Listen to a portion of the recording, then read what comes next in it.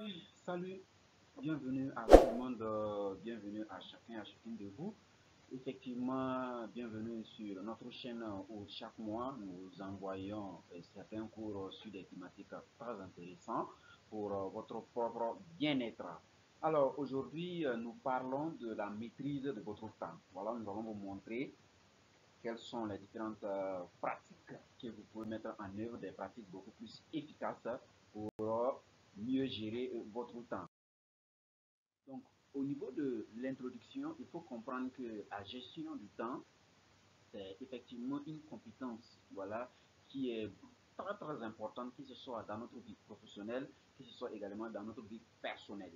Et mieux gérer son temps va te permettre de maximiser même ta productivité. Ça veut dire que quand tu sais bien gérer ton temps, tu pourras être productif, tu pourras effectivement aussi atteindre tes objectifs et également même le stress sera réduit. Voilà, et le stress qui est lié peut-être aux charges que tu as au boulot, le stress qui est relié peut-être aux différentes responsabilités que tu gères même à la maison, tu pourras régler tout ça. Et ici, dans certains e-books, dans cet e-book, nous allons voir les différentes stratégies ou les techniques qui vont pouvoir vous aider, voilà, pour votre temps et vous aider également à optimiser beaucoup plus convenablement votre emploi du temps de manière très très efficace.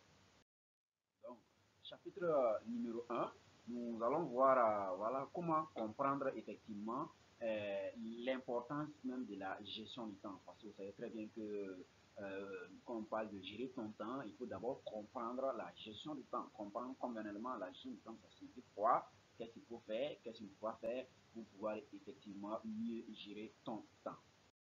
Donc, dans ce chapitre, nous allons discuter sur l'importance même de la gestion du temps. Nous allons voir quels sont les avantages même que sur le plan professionnel, quels sont les avantages même que sur le plan personnel. Et nous allons examiner ensemble quelqu'un qui, par exemple, ne gère pas bien son temps.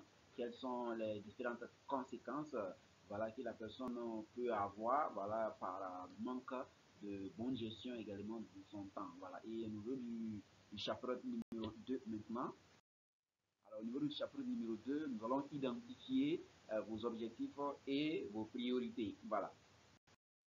Donc, il faut comprendre que pour une gestion très très convenable, une gestion très très efficace de votre temps, il est vraiment très important de définir clairement ce que vous voulez faire. Ça veut dire que vos objectifs et vos différentes priorités. Voilà. Et ici, il faut savoir que à travers le processus d'identification de vos différents objectifs, que ce soit des objectifs à court ou que ce soit des objectifs à long terme, vous allez pouvoir faire quoi? Vous allez pouvoir hiérarchiser vos différentes tâches en fonction de leur importance et de leur urgence. Je prends un exemple concret.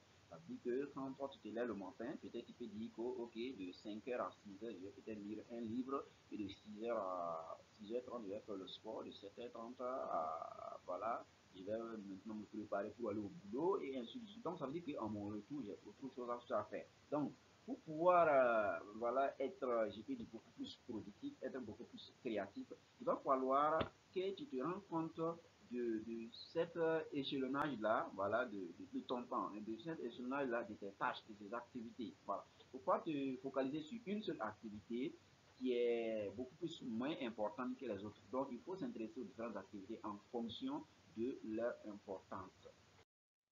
Donc, au niveau du chapitre numéro 3, alors nous allons voir comment planifier et comment même s'organiser. Alors, à ce niveau, il faut savoir que la question de planification et la question d'organisation, ce sont les, je peux dire, je peux dire, ça fait partie des meilleurs chemins pour même être discipliné. Voilà. Pour ne pas dire que ça fait partie même des compétences clés, des éléments clés pour mieux gérer ton temps. Si tu es mal organisé, si tu n'es pas, c'est-à-dire que tu n'es pas bien, je peux dire, discipliné, ou bien tu n'as pas un bon planning, tu ne pourras pas t'en sortir entre temps. C'est pour cela que vous allez voir certaines personnes, à cause même d'une mauvaise gestion, ils sont souvent stressés. Ces personnes-là sont souvent, voilà, je peux dire même trop frustrés. Ces personnes-là même sont souvent peut-être maladives. Pourtant, ils sont peut-être bien portants, mais en réalité, le seul fait qu'ils sont peut-être accrochés par des éléments qui sont moins essentiels, donc du coup, ça les rend malades. Donc, et pourtant, la personne doit diversifier ses tâches et automatiquement, la personne va pouvoir être productive, la personne va pouvoir même apprendre, même, je peux dire, gérer efficacement son temps et la personne sera beaucoup plus à l'aise avec tout le monde, même dans son espace même de travail ou même dans son milieu, dans sa famille et ainsi de suite. Alors, au niveau du chapitre numéro 3, nous allons voir, et numéro 4 plutôt, nous allons voir la gestion voilà, des distractions et la question de la procrastination. Alors, à ce niveau, vous savez que la distraction et la procrastination, ce sont effectivement des obstacles, je veux dire, quotidiens. Hein. Ça veut dire que souvent, je peux dire que je vais faire telle chose et après, je dis non, bon, en fait, je vais laisser peut-être ça demain, voilà, même si je ne fais rien.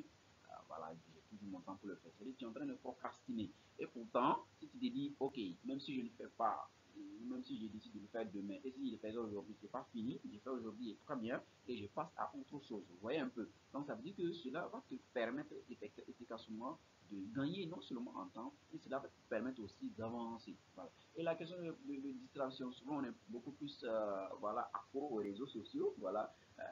Plusieurs personnes sont connectées, voilà, et leur environnement même de travail, leur milieu même de vie est déjà distrait. Ça veut dire qu'il y a des gens, voilà, ils passent peut-être toute la journée, ils sont en train de sortir sur les réseaux sociaux et la personne, voilà, c'est juste pour se détendre et rien du tout. Et puis la personne peut-être s'oublie, la personne, voilà, ne sait pas que peut-être elle est en train de faire son temps. Il y a d'autres, c'est leur lieu de travail. Voilà, parce que les lieux de travail diffèrent d'une personne à une autre, d'un environnement à un autre, d'une activité à une autre. Donc du coup, mais si toi, tu as une autre activité à faire et pourtant tu passes tout ton temps sur les milieux sociaux, pourtant tu ne fais absolument rien, c'est compliqué à ce niveau-là. Donc ça me dit qu'il faut un bon planning, il faut mieux s'organiser. Voilà, il faut aérer voilà, tes activités, aérer tes tâches. Voilà, je peux dire journalières, tu verras qu'au fur et à mesure, là, tu vas mieux avancer. Donc, au niveau du chapitre numéro 5, alors nous allons essayer de voir comment optimiser efficacement votre temps. C'est très important. L'optimisation de votre temps également, de votre emploi du temps, est un élément qui est vraiment crucial.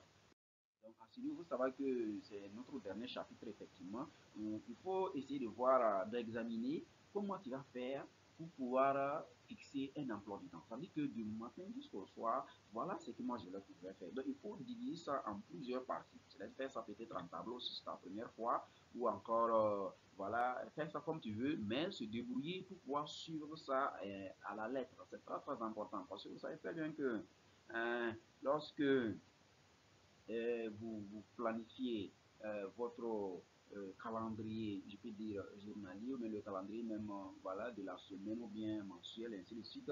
Et c'est votre première fois. Vous allez voir que vous n'allez pas pouvoir respecter parce que c'est comme si vous voulez cadrer votre énergie. Ça va compliqué pour vous de respecter. Mais si dans 5 objectifs, vous avez pu atteindre 3 dans la journée, mais c'est pas mal. C'est pas mal. Au fur et à mesure que ça devient votre habitude, vous allez voir que chaque jour, même tous les objectifs que vous avez pu planifier dans la journée, vous allez pouvoir les atteindre. Mais au départ, il faut se fixer plusieurs objectifs. Lorsque vous fixez assez d'objectifs dans la semaine, ou assez d'objectifs dans la journée, ou assez d'objectifs dans le mois, vous risquerez de ne pas les atteindre. Fixez-vous des objectifs petits et au fur et à mesure que vous avancez maintenant, vos objectifs vont commencer à s'agrandir. Donc, en conclusion, il faut comprendre que la gestion du temps, c'est une compétence qui est vraiment essentielle. On a dit ça à l'introduction.